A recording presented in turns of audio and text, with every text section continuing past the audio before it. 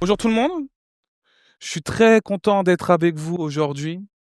Et comme vous pouvez le voir au niveau de la première slide, le sujet de cette conférence aujourd'hui, ça va être le processus créatif. Alors en termes et en guise d'introduction, moi je vous ai proposé cette affirmation-là. À mon sens, on est tous créatifs. Naturellement, on est tous créatifs. Par contre, moi ce que je sous-tends, c'est qu'on n'est pas égaux par rapport à cette créativité. Et en disant ça, je me laisse pas aller à une faiblesse d'esprit de valider le mythe suivant, à savoir que peut-être certains auraient un don naturel qui leur permettrait de faciliter leur processus créatif.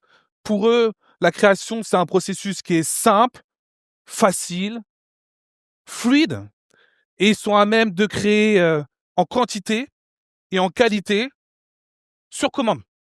Et à côté de ça, bah, il y a les personnes qui n'ont aucun don et pour qui la création s'apparente à un long chemin de croix qui est dur, long, douloureux.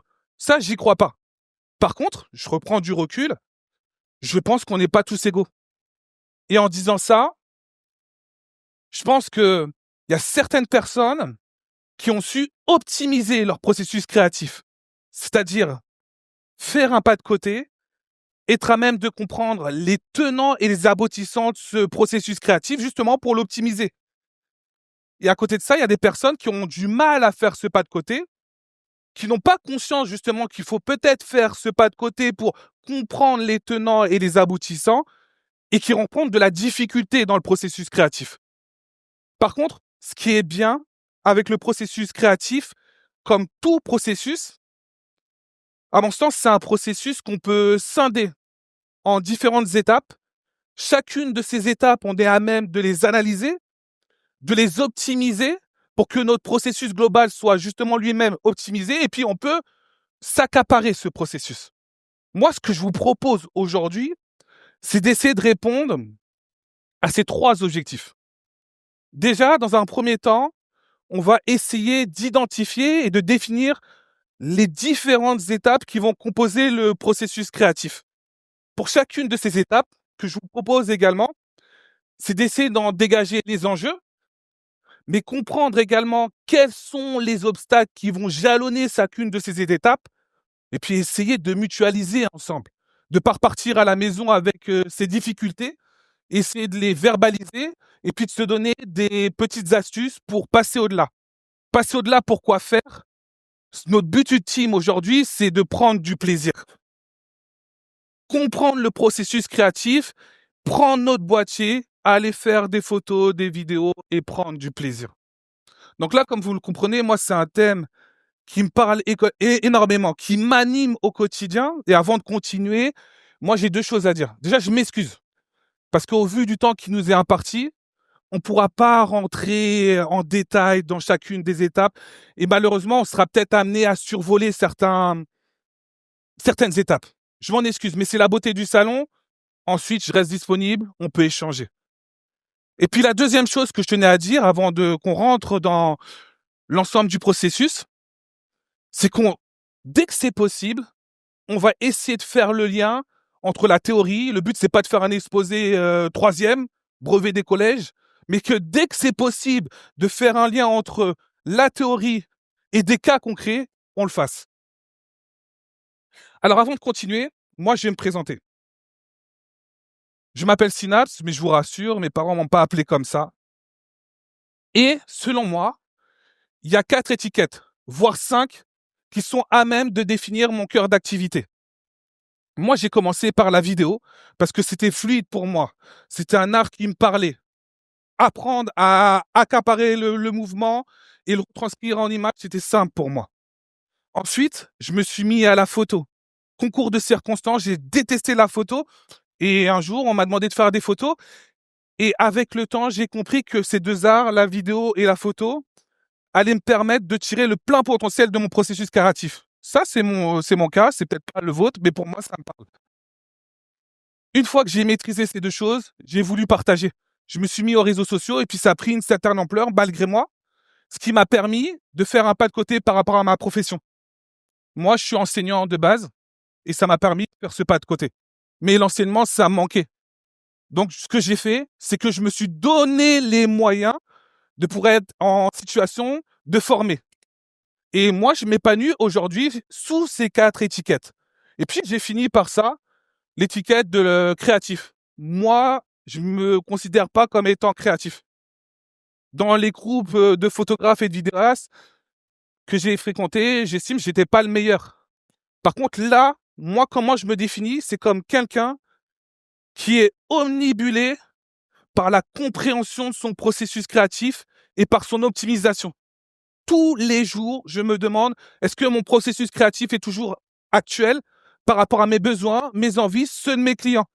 Et si c'est pas le cas, j'essaie de trouver des choses qui peuvent l'actualiser et l'optimiser. C'est ça qui va me définir. Alors, pour rentrer dans le vif du sujet, on va faire une petite partie théorique. Selon moi, le processus créatif contient 4 grandes étapes. La préparation, l'incubation, l'illumination et puis la réalisation. OK, ça c'est bien d'être dit, mais concrètement, on va prendre chacune de ces étapes et comme je vous l'ai dit, on comprend les enjeux, mais également les potentiels points d'obstacle. Selon moi, la préparation a 3 grands enjeux majeurs. Le premier, ça va être de poser son cadre, savoir où je vais, dans quelles limites j'ai envie d'évoluer. Le deuxième, c'est d'analyser, mais surtout de définir mes intentions. Et là, selon moi, il y a un premier danger. Le premier obstacle, je sais pas par quoi commencer. Je sais pas par quoi démarrer. J'ai pas d'idée. J'ai pas d'inspiration. Et souvent, les formules qui vont retranscrire cet état d'esprit, c'est euh, j'ai pas d'inspiration, j'attends que ça vienne. À mon sens, le problème de cet obstacle, c'est avant tout un problème de posture. Selon moi, devant la quête d'idées et d'inspiration, on est à même d'adopter 2 types de postures. Une posture qui va nous rendre passives, continuer à croire et se complaindre dans le fait que l'inspiration est un processus instinctif, ça tombe du ciel, c'est simple, c'est fluide, c'est naturel, c'est rapide. Et puis à côté de ça, il y a une autre posture qui va me permettre, comme je l'ai indiqué ici, de prendre le contrôle, de me mettre en action. Mais ce processus-là, cette posture-là, elle va sous-tendre du coup de peut-être sortir de sa zone de confort et que ça devienne dur, éprouvant et long. Et là, on n'est pas tous égaux. Pour se mettre en activité, pardon, certains vont se mettre à la lecture, d'autres vont aller marcher, d'autres vont écouter de la musique, d'autres vont écrire. Et puis des fois, on va aller regarder le travail de l'autre. Et là, il y a un point, peut-être un problème éthique.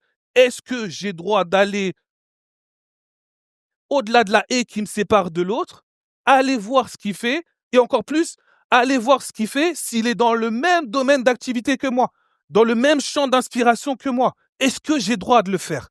Et là, c'est le second problème. Est-ce que s'inspirer, c'est copier? Et là, si on n'arrive pas à éclaircir notre positionnement par rapport à là, hop, on est bloqué. Et selon moi, il faut clarifier les choses. Copier, comme écrit ici, c'est refaire à l'identique, ou très très très proche. Par contre, s'inspirer, c'est extraire, c'est remodeler et prendre de la distance par rapport à la source initiale. Donc là, il y a 2 possibilités. Soit je continue de faire un exposé, de dire OK en théorie. Moi, ce que je vous propose, c'est de prendre un cas concret, un cas très très très concret. On est en 2021, un client, en l'occurrence un barbeur, me contacte. Son but, c'est quoi? C'est de redéfinir son identité visuelle pour mieux parler à son cœur de cible. Et là, donc, vous avez les fruits de certains de nos travaux, mais il faut savoir que pour avoir accès à ça, il est venu, comme pour tout processus créatif, avec des idées, des inspirations. En l'occurrence, il avait vu une pub et un film et il a eu une illumination. Il a dit: «OK, j'ai mon fil directeur pour donner vie à mon idée et pour donner vie à mon projet». Par contre, le problème qu'on a eu, c'est qu'il n'arrivait pas à se détacher de son inspiration. Il copiait. Et moi, ce que je lui ai proposé, c'est la solution que je vous propose aujourd'hui, c'est de passer par 2 étapes. lorsqu'on a du mal à se détacher de sa source d'inspiration. Le premier, c'est de procéder grâce à des images de référence. Des images qui nous inspirent, des images qui nous parlent. Et là, c'est tout bête, hein, c'est de se poser 2 questions. Qu'est-ce que j'aime au niveau de ces images? Mais qu'est-ce que j'aime pas? Et surtout, je vais préciser ma pensée, qu'est-ce que je ferais différemment? Je fais ce travail sur une image de référence et puis après, j'essaie de recouper. Tout de suite, je l'ai remis en mouvement. Ce qu'on a fait, on est parti chercher d'autres images de référence, d'autres photos, dans un premier temps, et puis on a étendu la recherche à d'autres domaines qui nous parlaient, la musique, le cinéma et la publicité. Résultat, sur quoi on a abouti? On a abouti sur ce type de support. Donc là, c'est toujours des résultats de nos travaux, mais il y a 4 grandes tendances qui se sont dégagées. Des tendances de l'ordre vestimentaire, des tendances de l'ordre de la couleur. On a défini du coup une palette de couleurs qu'on a essayé de retranscrire dans chacun des visuels qu'on a créés. Il y avait une tendance également de lieu. Il avait une stratégie qui était intéressante. Il voulait pour cette première campagne qu'on puisse être sur un lieu qui n'était pas trop défini, que chacun puisse s'accaparer ce lieu-là, mais un lieu qui n'allait pas aussi prendre trop de place par rapport aux 4 autres piliers. Donc on est parti dans un champ tout simplement, pour que chacun puisse s'accaparer ce lieu. Et puis, la 4e tendance, c'était le message qu'il voulait faire passer. Il voulait parler à sa base, son élite haut de gamme, dire: «Je vais proposer des prestations plus chères, plus qualitatives», mais il voulait toujours rester en lien avec sa base d'en bas, en rappelant que c'était un artisan. Le travail de la terre, le labeur. Donc on a construit ça comment? Avec les taches sur les habits, les taches sur les mains. Et c'est là la beauté du processus créatif. Lui, il était bloqué à la phase de préparation. Il avait du mal à prendre le contrôle de cette phase-là. Et le processus créatif, il est allé tellement loin qu'au cours du shooting, il m'avait commandé 8 photos. On fait les 8 photos, on en fait en fait 3 fois plus. Et on va tellement loin qu'on aboutit aussi à ça. Les modèles habitaient tellement le thème, il y avait une telle cohésion entre le lieu, les couleurs, les textures, que on a dépassé la phase de préparation pour partir encore plus loin. Et on a abouti à une palette photo, vidéo. Donc ça, c'est le premier exemple concret que je vous propose. Et on verra la suite après, qu'est-ce qu'il est advenu de ce client. Et qu'est-ce qui est advenu de moi également derrière ça. Sans prétention, moi, qu'est-ce que j'ai fait pour ce client et qu'est-ce que je préconise pour vous?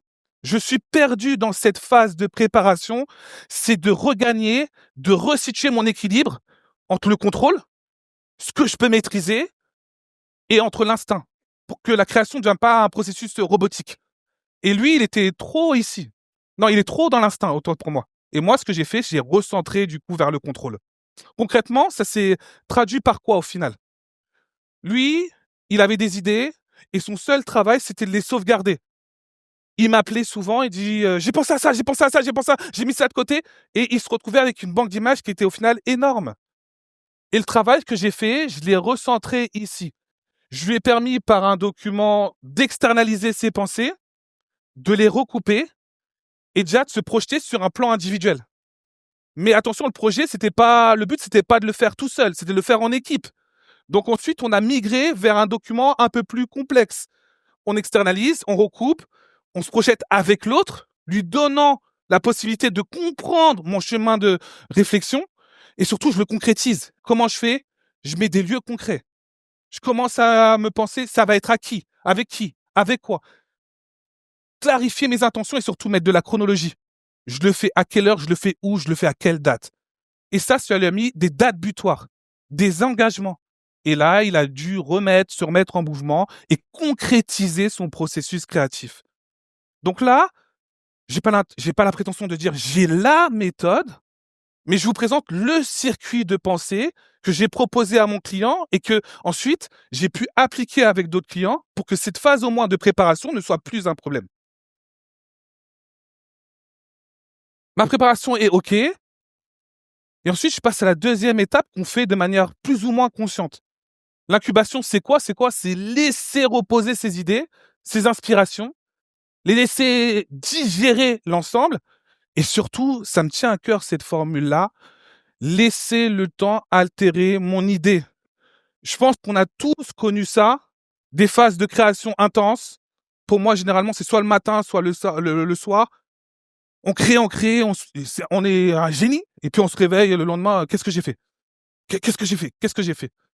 On laisse 1 ou 2 jours et on commence à voir les détails, les imperfections et ce délai-là va permettre de prendre du recul. Par contre, attention, cette prise de recul, elle peut nous exposer à un nouvel obstacle, à savoir la paralysie créative. Qu'est-ce que j'entends par là? Je laisse trop de temps avant de passer à l'action. Et selon moi, il y a 3 grands dangers qui peuvent s'infiltrer. Le premier, c'est la comparaison. Le deuxième, c'est rechercher à outrance l'originalité. Et puis le troisième, c'est intellectualiser, pardon, du coup, son processus de création. Moi, ce que je vous propose, c'est voir très rapidement en quoi les 3 choses peuvent être un danger et comment on peut les surmonter. Et puis reprendre l'exemple concret, le reprendre où on l'a laissé, pour voir comment on gère après cette phase-là. Et là, c'est de mon point de vue, parce que c'est moi qui ai connu la paralysie créative après le projet que je vous ai montré. Concrètement et très rapidement, lorsque je vais me comparer à l'autre, je le fais à un instant T, mais j'ai pas le backup, j'ai pas l'histoire de l'artiste avec lequel je me compare et avec lequel j'estime que mon travail n'est pas à la hauteur. Lui, il présente un projet à un instant T, mais ça se trouve, pour réaliser ce projet, il a connu différents échecs, différentes réussites, et moi, j'ai pas accès à tout ce cheminement-là. Je vois juste le point T. Et moi, ce que je vous conseille pour ne plus être autant sujet à la comparaison, c'est prendre pour acquis, du coup, ce point de recul qui consiste à dire: «Nous n'avons pas tous la même histoire». Par contre, là, ce qui est beau dans des événements comme le salon de la photo, c'est qu'on est tous là et ces gens qui ont plus d'expérience que nous ou moins d'expérience que nous, on est à même de mutualiser, d'échanger et je le fais de manière très humble. Moi, ce qui m'a débloqué en termes de comparaison, c'est d'aller voir un photographe dont j'admirais le travail. Il m'a pris dans une séance et j'ai vu, il a raté, il a fait des choses pas très bien. Il le faisait dans une fréquence qui était moins élevée que la mienne parce qu'il avait plus d'expérience, mais il ratait beaucoup. Et moi, ça m'a décomplexé et je suis rentré chez moi, j'ai pu respirer. C'est facile à dire, hein? C'est très, très facile à dire, hein, mais je pense que en mutualisant les expériences, on peut réduire, du coup, le biais qui existe entre 2 photographes, 2 vidéastes qui n'ont pas le même parcours. La deuxième chose, c'est l'originalité.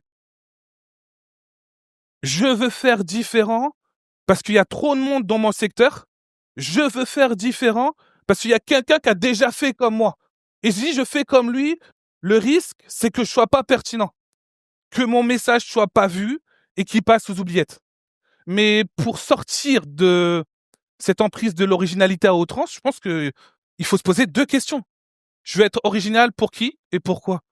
Souvent, pourquoi? C'est pour me démarquer des autres. Il y a trop de gens dans mon secteur d'activité, il y a trop de gens qui font comme moi. Je veux mon quart d'heure de visibilité, mais je veux être visible pourquoi? Généralement, quand on pousse la réflexion, je veux être visible pour avoir une certaine validation. Validation sociale, des likes, des commentaires, et puis validation professionnelle, c'est vachement bien. Est-ce que ça paye le loyer? Est-ce que ça fait avancer? Je sais pas. Et validation pour qui? Ben, pour les autres, parce qu'il faut que je me démarque et là, je suis dans un cercle, infernal, j'en sors plus. La seule manière de sortir de ce cercle, c'est ça, c'est de revenir vers soi. On revient vers soi comment? Selon moi, se posant les 4 questions-là. Pourquoi j'ai envie? Je me suis acheté un appareil, pourquoi je sors? Pourquoi je vais prendre des images? Ensuite, à quel moment du processus, à quel moment je prends du plaisir? Puis troisième question, pourquoi une fois que j'ai créé mes images, pourquoi je veux les partager? Et ensuite, c'est quoi mon but, ultime? Et ces questions, pour y répondre, ça prend du temps. Moi, j'ai mis 3, 4 ans. Donc là, on fait un résumé très rapide, ça a l'air très fluide, très simple, mais il y a de la douleur, c'est long, c'est éprouvant. Mais lorsqu'on a le but et moi, je voulais vous remettre ça en perspective, Il y a la légitimité à créer. Ça, c'est moi en 2018. Pour moi, je dis bien pour moi, je suis tout autant légitime de faire des photos sur mon dimanche, sur des thèmes qui me parlent. J'ai la même légitimité. Pour moi, je le mets au même niveau que quand je vais aller prendre en photo une entrepreneuse à succès ou que quand on me contacte pour aller faire des campagnes du coup de mode. Pour moi, je le mets au même niveau. Et le mettre au niveau de votre esprit, ça permet aussi de recadrer les choses. Et enfin, dans cette paralysie créative, le dernier obstacle, c'est trop penser. Et selon moi, il y a 2 grandes erreurs. La première, c'est attendre que les bonnes conditions soient réunies. J'ai pas le bon objectif, aujourd'hui il pleut, ah mon modèle il va y avoir 10 minutes de retard, ah non c'est bon, je rentre chez moi se donner des excuses. Se donner des excuses. Et puis la deuxième erreur, selon moi, c'est penser que le projet fait naître les photos et les vidéos. C'est penser que si je prépare bien mon projet dans ma tête, je le visualise, j'anticipe si il arrive ça, si il fait ça, si je vais là, je vais faire ça. Penser que ça va faire naître de belles photos. Le seul risque, c'est de fantasmer ces photos, ces vidéos, accroître l'écart entre ce que je pense obtenir et ce que je vais obtenir. La seule résultante, c'est la frustration. La frustration assurée. Et là, j'en vois certains qui hochent la tête et avant qu'on repasse au cas pratique, pour soulager certains, pour me soulager aussi, parce que j'ai pas honte de dire que des fois j'ai peur, je doute. Il faut aussi trouver l'équilibre entre ces 2 choses-là. Douter de soi. Est-ce que je suis capable de le faire? Ben sors, fais des photos, tu verras si tu es capable de le faire. Et si tu es pas capable de le faire, qui t'attend? Il y a un magazine qui t'attend, il y a une maison de disques qui t'attend, il y a un client qui t'attend, il y a personne qui t'attend. Donc si tu rates, c'est pas grave. Et puis il y a le doute de son œuvre. Et je trouve que ça, c'est important. Est-ce que mon œuvre va être au niveau de mes attentes? Est-ce qu'elle va être pertinente? Est-ce que mon message va avoir un sens? Ça, je trouve que c'est bien de douter de ce côté-là, parce que c'est ça qui va faire sortir de sa zone de confort et être amené à progresser. Donc là, on a quelque chose qui est inhibant sur la droite et quelque chose qui est plus moteur selon moi, et il faut trouver toujours le juste milieu. Permettez-moi, du coup, de passer à un cas concret. Là, on a vu, OK, on se compare, OK, du coup, des fois, on réfléchit trop. Concrètement, ça se concrétise comment? Je vous avais parlé du barbeur. Moi, je commençais la photo, ouais, à peine. Je commençais à peine la photo et cela, c'est le premier projet que j'ai sorti qui a été validé. Donc il y a eu des revues de presse, je commençais à recevoir des likes alors qu'avant c'était le néant complet, 0, 0, 0, 0, 0. Je commençais à recevoir des demandes clients et là, ça s'emballe. Là, ça s'emballe. Là, ça s'emballe, ça s'emballe, ça s'emballe. Ma boîte mail, elle commence à se ma première validation et ensuite je suis jugé à quoi? À l'attente. Je me dis: «Oh, comment je vais faire?» À l'appréhension. En fait, l'appréhension là, c'est un bon mot, c'est un mot, joli pour dire j'avais peur. Franchement, j'avais peur. J'avais peur et ma peur, elle se résumait comme ça. J'avais peur de pas réussir à refaire un projet pareil. J'avais peur de pas être régulier dans le temps. J'avais peur j'étais vulnérable parce que maintenant les autres, ils me voyaient un tout petit peu, donc peut-être qu'ils m'attendaient. J'avais peur d'être pas pertinent, de refaire des choses et puis que ça parle à la personne et puis j'avais peur de passer du temps sur des œuvres et qu'on comprenne pas ce que je voulais faire. J'avais peur. En fait, j'avais peur, j'avais peur. Et moi, je me suis senti tout petit et les autres, ils sont devenus très grands et j'ai commencé à refaire les choses pour les autres et repartir dans un cycle. Et là, il y a 1 semaine, 2 semaines, 3 semaines, 4 semaines, 5 semaines qui se passent, je fais rien. Je fais rien, je fais rien, je fais rien. Je fais rien pourquoi? Parce que je regarde ce que font les autres. Oh là là, ils sont tellement bons, je suis nul, je suis nul, je suis nul, je suis nul, je suis nul. Du coup, je me dis: «Il faut que je trouve une idée qui sorte du lot parce que sinon on va pas me voir» et j'arrive pas et ensuite je réfléchis trop et j'utilise ce terme-là, j'ai tout fait. J'ai tout fait. Sur le plan créatif, j'ai tout fait et permettez-moi de faire cette analogie avec la respiration. Selon moi, il est important d'avoir des phases où on va s'inspirer, où on va aspirer, on va emmagasiner de l'information et puis des phases, on va expirer, on va rejeter. Même si c'est pas parfait, on va rejeter. Et moi, j'étais bloqué là, j'inspirais, je dormais pas, ça me trottait au travail, j'étais nul, en photo, j'étais nul, j'arrivais pas. Là, je reprends ma posture là, de conférencier et je vous donne la piste que j'ai utilisée. j'ai pas la prétention de dire que c'est la bonne piste, c'est celle que j'ai utilisée. Peut-être qu'elle va aider certains, peut-être pas. Moi, ce que j'ai fait, je me suis dit, OK, il faut que je me ressente sur moi, ça veut tout dire et rien dire. Là, je me suis dit, OK. Par contre, je me suis dit, toujours avec cette analogie avec la respiration, il faut que j'ai des phases d'inspiration où je cherchais l'information ailleurs et des phases d'expiration qui soient beaucoup plus courtes. Il faut que ça soit beaucoup plus court. Et il faut que j'accepte la contrainte et surtout que ça soit pas parfait. Que ça soit pas parfait. Et concrètement, moi, ça se résume comment? Quand j'ai des phases de blocage, je me dis, OK, pendant un mois, sur mon temps personnel, donc des fois je dors pas beaucoup, mais sur mon temps personnel, il faut que je sorte un projet par semaine. Et pendant tout le mois, j'analyse pas les stats et tout, je balance, je balance, je balance. Il faut que ça sorte. En adoptant cette méthode, j'ai pu réaliser des projets de ce type-là. On est le lundi, il faut que le dimanche, on tourne, on fasse des photos, des vidéos, et si c'est pas parfait, on lance quand même et on publie. Donc là, sur ce projet-là, on a abouti à ça. Une vidéo courte, et on a essayé d'avoir un storytelling qui pouvait également parler à des clients cibles. Bien évidemment, je ne décorrèle pas de mon activité de photographe et de vidéaste. Le but, c'est d'allier l'utile et l'agréable, d'avoir quand même des propositions qui puissent parler aux clients que je cible. Là, en l'occurrence, c'était des marques jeunes, à la mode, parisiennes, et du coup, leur proposer du contenu photo et vidéo imbriqué. Première semaine, on lance. C'est pas parfait. Et là, même moi, je regarde le truc, je me dis, oh, ça va pas, mais je pense qu'il y en a plein qui l'ont pas vu. Et là, j'ai appris que mes imperfections, elles étaient invisibles pour certains. Là, moi, les photos, elles me vont pas parce que je vois plein de trucs qui vont pas. Mais du coup, là, si je suis au clair maintenant avec, on passe et c'est pas grave. Deuxième semaine, on enchaîne. On enchaîne. On va pas essayer de parler à un autre client cible. On repart sur, du coup, un couple photo-vidéo parce que c'est la voie que je veux épouser. Je veux être à même de proposer à mes clients un contenu complet photo et vidéo. Je vais m'exercer pour l'obtenir. On a préparé en une semaine le lieu, les tenues, et là, non, ça s'est fait en 2-3 jours. Le lieu, les tenues, la musique, la thématique du coup qu'on voulait mettre en place. C'est pas parfait, c'est pas grave, on lance. Et du coup, on publie.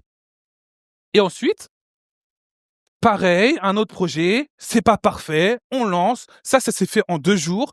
On recrute les modèles, on cherche un lieu, on veut donner une inspiration années 70, on n'a pas les lieux, on essaye d'être malin, on prend du coup un mur, du coup un escalier, et du coup on lance. On fait de la photo, de la vidéo, pareil. Et si c'est pas parfait, c'est pas grave, on lance. Par contre, on commence à se mettre en mouvement. Et là, il y a un déclic. Là, il y a un déclic.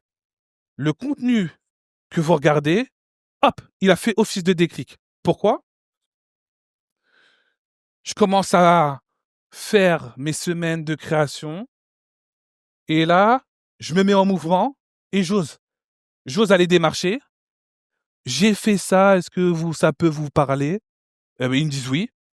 Et puis je reçois des mails. OK, on a un shooting, on a un hôtel qui fait venir une candidate pour Miss Univers. Est-ce que tu peux venir? Bah oui, mais moi je veux bien venir, je suis chez moi, je fais rien. Oui, oui, je veux bien venir. Et là, ça débloque des projets. Le fait de me mettre en mouvement, je m'offre des opportunités et je montre aux autres que je suis en mouvement. Et je me mets du coup et je m'offre des opportunités. Ça, je l'ai fait volontairement. J'ai montré beaucoup de projets où j'ai des modèles afrotypés, mais je fais pas que ça. Je me suis également donné la chance, en ayant cette logique de pas à pas, d'avoir des cycles de création beaucoup plus courts, de me donner des opportunités dans le sport, de me donner des opportunités dans la danse. Là, c'est un modèle. Moi, je connaissais pas. C'est ma cousine qui me dit non, mais le modèle il est trop connu. En fait, il danse pour le groupe de K-pop. Je me rappelle plus. Blackpink. Voilà. Et quand ils étaient en tournée, les modèles, les danseurs m'appellent et on s'offre des opportunités en se mettant en mouvement. Des cycles de création plus courts, peut-être plus imparfaits, mais qui me permettent après de peaufiner des projets beaucoup plus grands.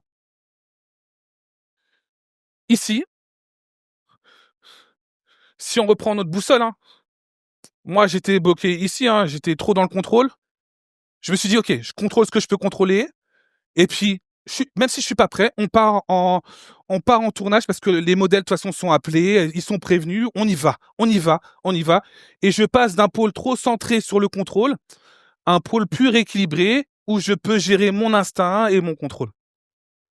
Enfin, les 2 dernières étapes, je les ai liées parce que je pense que dans un processus créatif optimisé, il faut les penser de manière commune et ne pas laisser trop de temps entre l'illumination et la réalisation. L'illumination, pour aller rapidement, c'est la révélation. Quand on a une connexion logique entre les différents éléments qui sont les nôtres et qu'on trouve notre ligne directrice. Ici, c'est peut-être la première étape où les points de friction sont assez faibles. J'en vois 2. Si vous me permettez, c'est gérer l'effervescence. Oh, j'ai enfin l'idée, j'ai enfin, c'est bon, c'est bon, c'est bon, c'est bon, c'est bon, c'est bon. Et être à même de la synthétiser sur l'instant. Être à même d'écrire, d'enregistrer, de schématiser ou de détailler pour pouvoir garder une trace de cette effervescence-là. Moi, personnellement, j'écris beaucoup et je parle beaucoup. Je prends mon téléphone, je parle même si c'est décousu pour que je puisse garder une trace. Et puis, on a la phase qu'on voit, la phase des réseaux, celle où on se met en action, celle où on commence à externaliser et à concrétiser. Par contre, cette phase-là, c'est une phase également qui est jalonnée d'énormément de problèmes. Je dois passer de mes idées à ma production finale, mais les problèmes, ils peuvent être d'ordre technique. Je ne maîtrise pas la technique que je veux mettre en place. Ils peuvent être d'ordre matériel. J'ai pas l'objectif, j'ai pas l'appareil, du coup, performant. Ils peuvent être d'ordre humain, pardon. J'ai pas les modèles qu'il me faut et d'ordre organisationnel. J'ai pas les lieux, j'ai pas. Mettons-nous au mouvement. Et là, tout de suite, on repart sur du concret. On repart sur du concret. Une nouvelle, un nouveau projet où on m'appelle, où je dois trouver le point entre le contrôle et l'instinct. Donc on prépare tout. On part sur le tournage et on se dit, OK, une fois qu'on sera là-bas, on va pouvoir mettre en place notre liste d'intentions qui est celle-ci, donc créer une atmosphère vintage, trouver l'équilibre entre la nostalgie et l'actualité. 3 points forts, le rythme, la couleur, l'ambiance. Il faut que ça soit simple, accessible et on peut faire de la photo et de la vidéo. Et moi, toujours ce que je me dis, c'est qu'est-ce que je maîtrise? Qu'est-ce que je vais maîtriser? Qu'est-ce que je dois optimiser pendant ma séance? Moi, j'aime bien optimiser mes prises de vue, comme on le verra tout à l'heure. Ma mise en scène, l'interaction des modèles avec le lieu et l'interaction des modèles entre eux. La lumière, moi je travaille beaucoup au flash. Bien que je maîtrise la lumière naturelle, j'aime beaucoup le flash. Et puis, je vais optimiser mes lieux. Moi, j'ai fait le deuil. Si dans l'âme, je suis un photographe qui serait bien à New York, des choses comme ça, mais j'habite à Paris, du coup, il faut que je fasse avec les lieux qui sont les miens. On arrive sur la session. Et comme vous pouvez le voir, on avait ciblé, du coup, un lieu avec un escalier américain. C'était le premier lieu. On fait les premières photos, premier arrêt, on en avait 4 à faire. Là, les modèles sont un peu figés parce que c'est des images de test, mais du coup, on est dans notre logique, on s'apprête à partir, on est devant l'hôtel comme vous voyez ici et pour l'instant, ma balance, elle est là. Généralement, sur ce type de projet, je suis à 70 de contrôle, 30 d'instinct. J'ai prévu quasiment tout ce qui va se passer, mais je laisse la possibilité aux modèles de proposer. On va interagir avec eux pour créer des choses en complément de ce qui a été prévu. Et là, je prends cette situation-là parce que du coup, elle était très révélatrice pour moi et elle a débloqué beaucoup de choses. La gérante de l'hôtel nous voit passer, elle nous dit: «OK, moi j'aime beaucoup ce que vous faites. Moi, il y a pas de souci pour prendre les photos devant mon établissement». On lui montre les photos et elle nous dit: «OK, moi j'aime bien. On est en août, il y a personne, vous avez le droit de rentrer».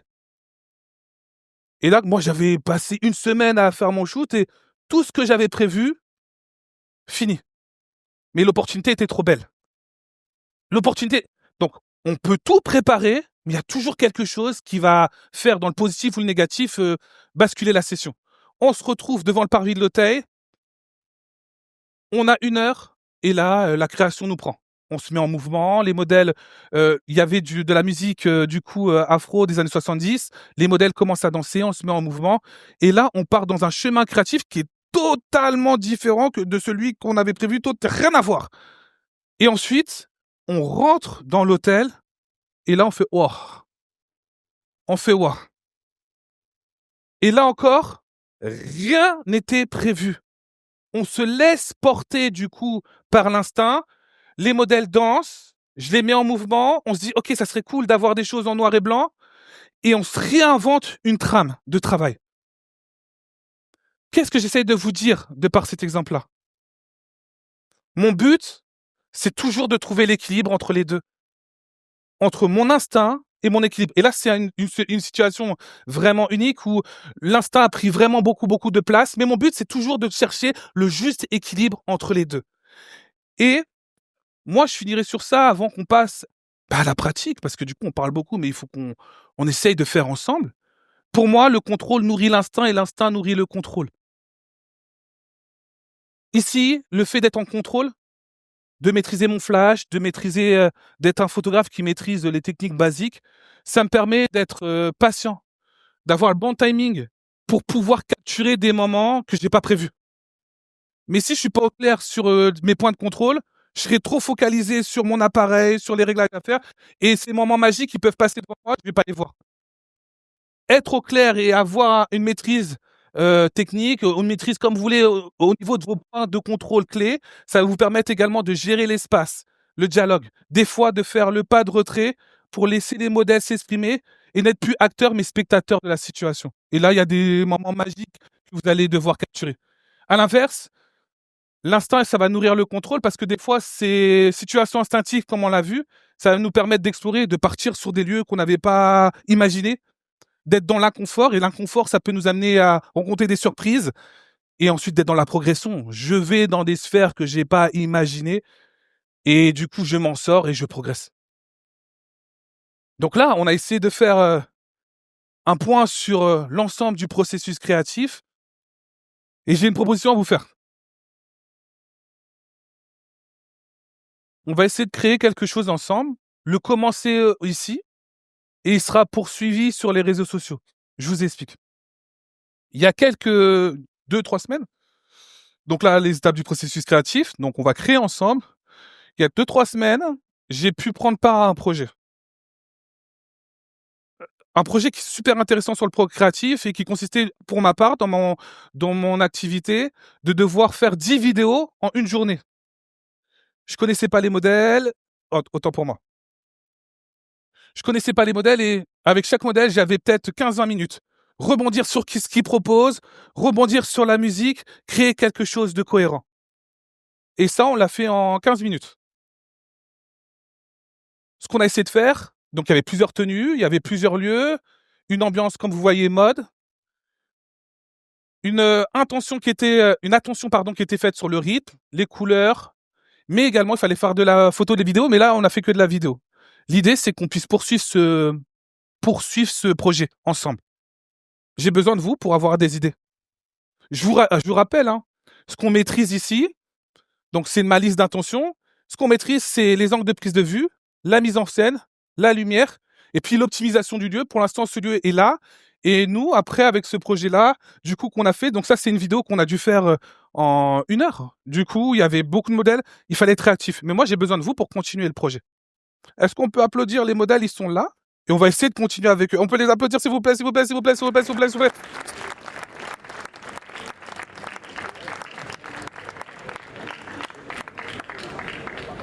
Paul, Trévis et je le répète, mon but, moi, je vais les revoir, je pense dans une semaine et demie. Notre but, c'est après de vous présenter la suite. Donc là, comment on va faire? Là, j'ai mon appareil, Nikon Z8. Hop. Et normalement, tu vois, j'ai besoin de vous. J'ai besoin de vous, j'ai besoin de vous. Est-ce que je peux venir avec vous? OK. Mon but, sur les réseaux sociaux et la créatrice est là, on pourra l'applaudir après, elle fait du travail extraordinaire. Notre but, c'est de présenter une vidéo mode qui soit beaucoup plus étoffée avec ces 2 modèles. Alors moi, mon point de départ, vous l'avez vu sur la vidéo que je vous ai présentée, le point de départ, c'est la gestion du rythme, la gestion du mouvement. Travis, est-ce qu'on peut, tu peux te mettre au centre de la scène, s'il te plaît? Moi, ce que je vais faire, à chaque fois, ce que je commence à faire, c'est de mettre le modèle dans son environnement. Donc là, j'ai très vite. Et ce que je vais aller faire, c'est essayer de le chercher. Donc là, le premier mouvement que j'aime bien faire, c'est des mouvements très calmes. Est-ce que tu peux te décaler légèrement pour qu'on puisse avoir le recul, s'il te plaît? OK. Je vais essayer d'aller chercher Travis. Il est là. Et du coup, le mettre en évidence dans le décor. Ça, c'est le premier type de plan que j'aime bien faire. Et l'idée, vous avez vu, moi, généralement, je travaille à main levée. Ensuite, ce que j'aime bien faire et ce que je vais essayer de mettre en place, c'est d'aller chercher ses émotions et chercher ce qui se dégage en venant chercher, du coup, un plan qui est beaucoup plus rapproché. Et le troisième type de plan que j'aime bien faire, est-ce que tu peux te détacher du fond, s'il te plaît? C'est de venir, hop, chercher l'interaction avec son regard et est-ce que tu peux regarder en face de toi et nous, on va se rejoindre dans cette zone-là. Moi, je vais faire un mouvement de rotation, venir dans cette zone-là. Je vais légèrement mettre la caméra, du coup, en contre-plongée pour lui donner un aspect de domination et je vais venir le chercher. OK, on est ensemble. 1, 2, 3. OK. Là, pour avoir le rendu que je cherche, c'est pas sorcier, je vais travailler sur ces 3 types de plans. Par contre, la difficulté que j'aurai lorsque je vais passer avec eux sur le terrain, c'est qu'ils sont 2. Ils sont 2 qui ont pas forcément la même manière d'interagir avec la caméra et il faut qu'on puisse créer un duo dans un temps très limité. Si je refais avec Paul, Paul, regarde, la même thématique. Trévis, est-ce que tu peux te décaler? Et après, on va vous faire interagir. Paul, la même chose. Est-ce que tu peux te décaler légèrement? Ici, là, ce que je vais faire, c'est aller chercher Paul. Mais contrairement à Trévis, au vu, donc là, je suis dans l'observation, au vu de sa structure de cheveux, sa texture, lorsqu'il va marcher, ses cheveux sont à même d'aller au vent. Du coup, ce que je vais lui demander, regarde Paul, on va marcher ensemble. Moi, je vais reculer et du coup, toi, tu vas avancer vers moi. Est-ce que c'est possible pour qu'il puisse avoir un bon rythme? Parce que généralement, on met de la musique. La musique sur laquelle on va monter, elle est sur le tournage. Est-ce que c'est possible qu'on lui fasse un rythme pour qu'il puisse avoir du coup le rythme de travail? Moi, ce que je vais vous demander, si c'est possible pour vous, qu'on puisse avoir un rythme qui s'apparente beaucoup au rythme hip-hop. Donc des musiques que moi j'utilise beaucoup. Donc quelque chose qui est comme ça, du coup, en 2 temps. Est-ce qu'on peut lui faire un rythme, s'il vous plaît? Merci. Un peu plus fort quand même, un peu plus fort, un peu plus fort. Ok, Paul. Et le tout, ça va être de marcher en attitude comme tu sais très bien le faire. L'idée, c'est que sur ce rythme-là, moi, moi, je me projette sur le montage. Sur ce rythme-là, je vais venir mettre du ralenti et l'idée, c'est que le cheveu de Paul soit pris au vent. Ok? Paul, est-ce qu'on peut en aller ensemble? C'est parti. 1, 2, 3. Ok. Et ensuite, ce que je vais demander à Paul, hop, je mets le focus sur lui. Ce que je vais demander à Paul, c'est que une fois qu'on a fait cette course d'élan, pour donner du dynamisme, vous avez vu, je commence à impliquer le modèle au montage. Mes rips hip-hop, ils sont ça, ça, ça. Nous, ce qu'on va se donner, c'est que sur la vidéo qu'on va essayer de faire ensemble, c'est qu'on puisse avoir ça, ça, ça, et la possibilité d'accélérer et de venir chercher le regard de Paul. Donc là, moi, je lui donne des repères. On est là, 1, 2, 3. Et ensuite, moi, je fais un mouvement de rotation et l'idée, c'est que la caméra soit là. Toi, ta taille, elle est à peu près là et que le regard, il vient me chercher là. D'accord?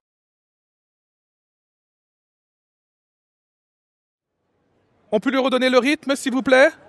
Merci beaucoup. C'est parti. On y va. 1, 2, 3. 1, 2, 3. Je viens venir te chercher là. OK. Maintenant, si on est dans une optique de les faire travailler tous les deux. Trévis, est-ce que tu peux revenir, s'il te plaît? On a 2 possibilités. Ici, moi, j'ai commencé à voir comment il bougeait.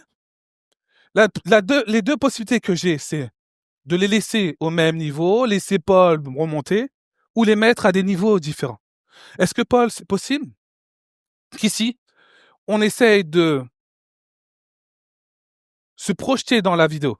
On aura le plan d'ensemble, ils sont tous les 2, le plan où je vais venir chercher Paul, Et l'idée, c'est que je vais lui demander d'avoir une pause qui a mis un chemin entre le hip-hop où je suis comme ça, le hip-hop très avaché, et une pause mode où je suis plus redressé. Moi, je vais lui demander de sortir de l'axe légèrement et de faire attention à son port de terre. Là, l'impression que je veux donner, c'est un côté mode, un côté puissant, un côté très masculin sans entrer dans les clichés. Par contre, Travis, ce que je vais te demander ici, c'est de combler l'espace ensuite ici, et la caméra sera là, et de te donner la possibilité d'avoir du coup un regard imposant via du coup la contre-plongée que je imposer. Ici, ce que je vais faire, je reprends mes 3 valeurs de plan, ces 3 valeurs qui guident chacun de mes projets. Je me remets du coup à une plage focale qui me permet de les capturer tous les deux. Là, dans l'idéal, j'ai toujours mon rythme. Ça veut dire que si je commence à prévisualiser mon montage, j'aurai 1, 2, 3. Sur le 4, je viens chercher Paul. Ici, hop, oh, avec le regard, et je viens le chercher. Est-ce que tu peux fuir du regard et puis après venir me chercher, s'il te plaît? Allez partir là ou là, on se met d'accord. OK, moi je viendrai te chercher ici. 1, 2, 3. J'ai le regard de Paul et ensuite Travis, comme indiqué, je vais venir chercher la contre-plongée qui est ici. Ah, qu'est-ce que je suis en train de faire avec vous? Qu'est-ce que je suis en train de vous montrer? Quel que soit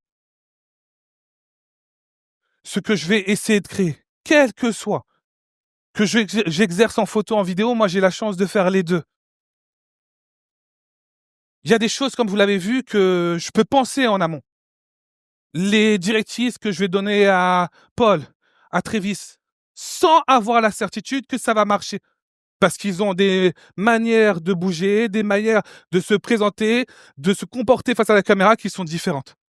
Moi, ce que je vous propose, parce que du coup, le temps commence à passer, ce que je vous propose, c'est que vous avez les premiers axes de la vidéo. La suite du processus créatif, elle sera à suivre. Moi, je vous la donnerai à disposition. Et on vous expliquera comment on a fait l'étape de préparation, l'étape d'incubation, l'étape du coup après où on a le déclic. Donc le déclic, on l'a déjà eu en référence là, ici. Et puis l'étape de réalisation. Bien évidemment, parce que le temps est court et du coup, on n'a pas forcément la possibilité de rentrer dans les détails. Bien évidemment, moi, je reste disponible par la suite. Est-ce qu'on peut applaudir grandement Travis et du coup Paul, s'il vous plaît? Parce que c'est la moindre des choses. Hop. Je remercie également Jenna, du coup, la créatrice. Vous pourrez retrouver son travail justifié, elle fait un travail extraordinaire. Et la dernière chose sur laquelle je voudrais conclure, c'est que, certes, le processus créatif est complexe. Mais s'il y a quelque chose à retenir, c'est d'essayer de gérer ça. Le point de contrôle, le point d'équilibre entre le contrôle, c'est-à-dire avoir une créativité robotique, et puis une créativité instinctive qui peut partir dans tous les sens. Votre grand travail, ça va être trouver ici l'équilibre, en essayant de passer outre les différents obstacles qu'on a vus. Je reste bien évidemment disponible. On a peu de temps. J'espère que cela vous a été Je crois qu'on peut profitable. l'applaudir très fort. Et je vous dis merci. Un grand bravo.